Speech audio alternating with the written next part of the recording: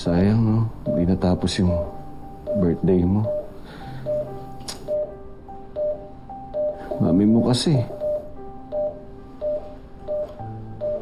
Anak, alam ko gigising ka. Lalabanan mo to. Pero alam, pwede pa ngayon na kasi. Nag-aalala na ako sa'yo eh.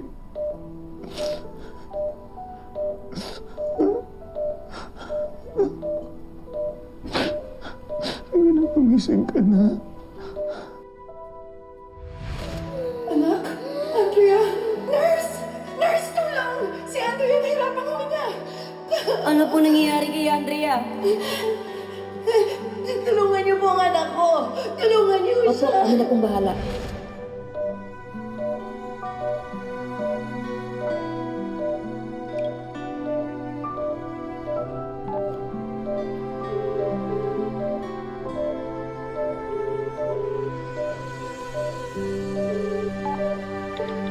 Andrea, anak, kumusta ka na?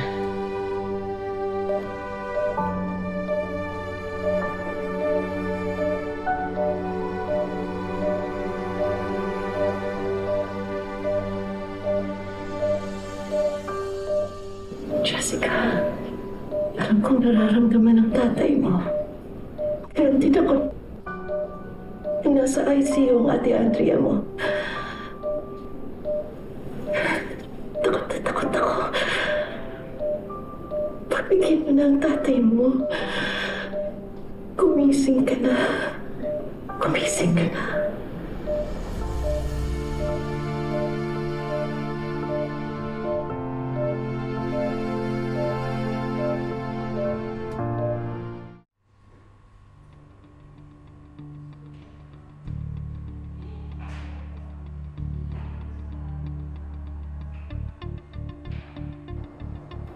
Feeling asawa, Felma.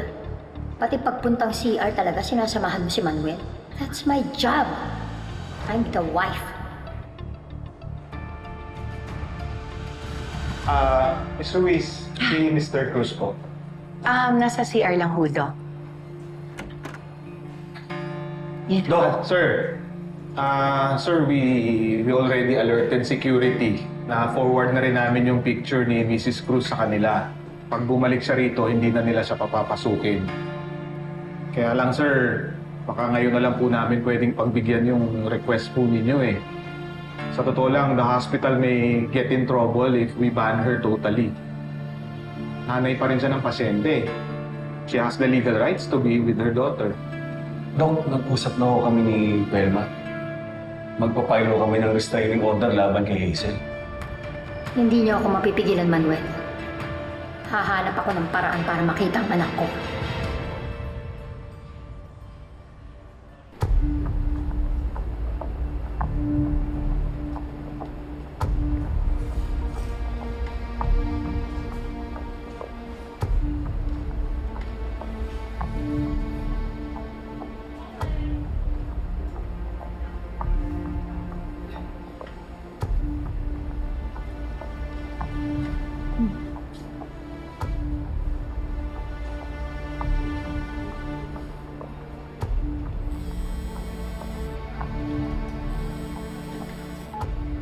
Hello? Oh, sis.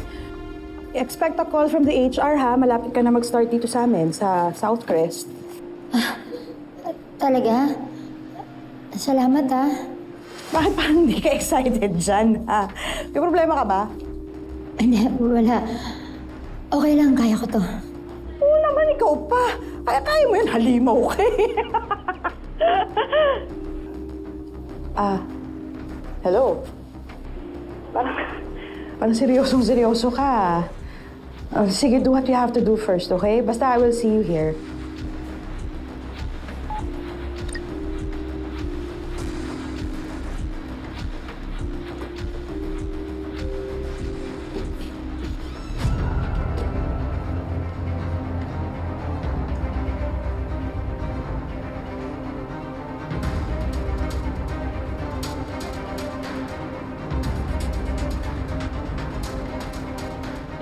Jessica, anak. Mom is coming.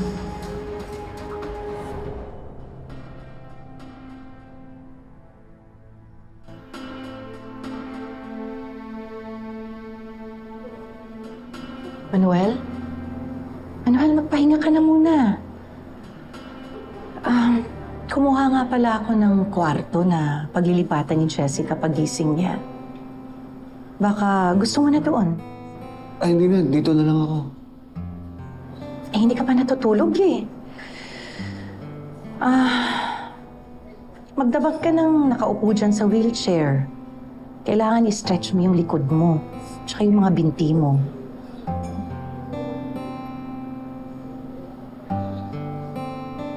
Alam mo,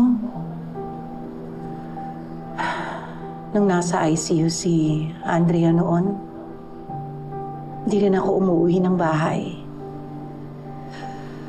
Hindi rin ako nakakatulog.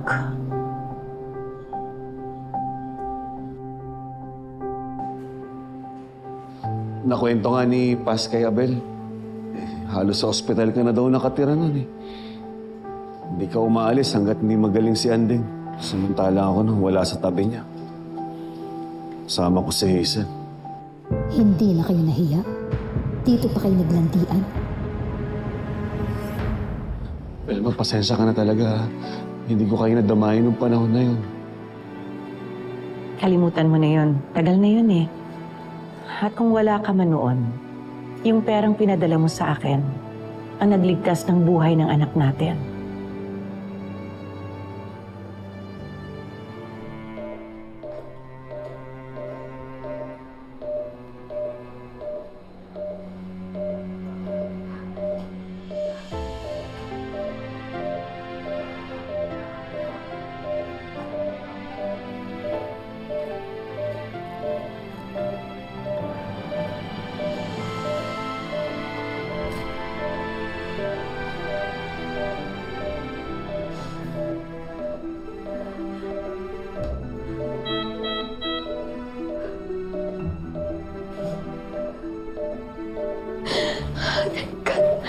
Salamat.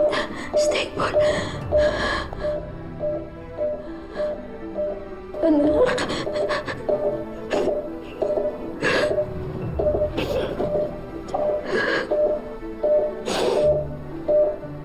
Jessica.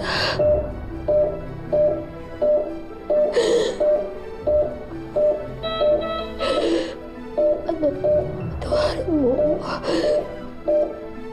Tuwarin mo. Alam, hindi ko siya nasadya.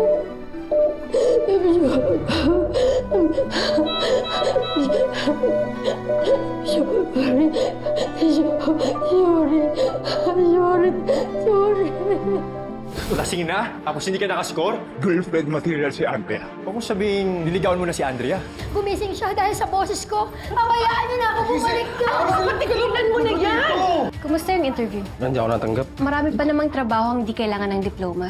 Construction worker. Mahirap yun, hindi naman ako sanay. Yes, sis. Natanggap ko na. Baka mahuli ka sa gagawin mo. Ako ba naman magpapahuli?